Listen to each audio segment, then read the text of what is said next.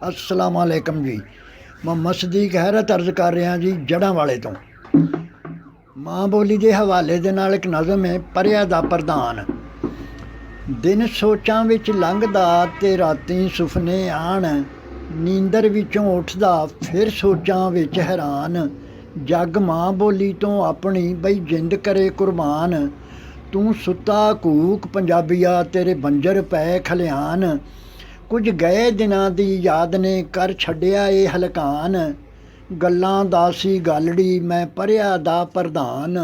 हो बैठा अपने आप तो अज एडा बेपछाण, हर कोट कचहरी दफ्तरी कढ गेटों बाहर बठान। मेरा बंद सकूले दाखला जिवें रोज़ियां विच शैतान, अज पगड़ी मेरी मिध के ते ठट्ठे करन नदान।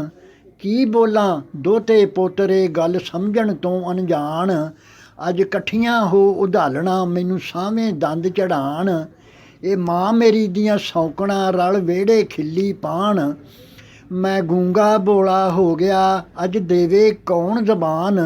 जद बेजबाना रह गया की डंगर की इंसान, वो मिठे शहद मुहावरे ते लच्छेदार खाण।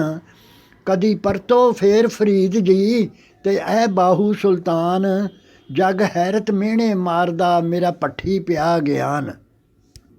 बहुत शुक्रिया जी।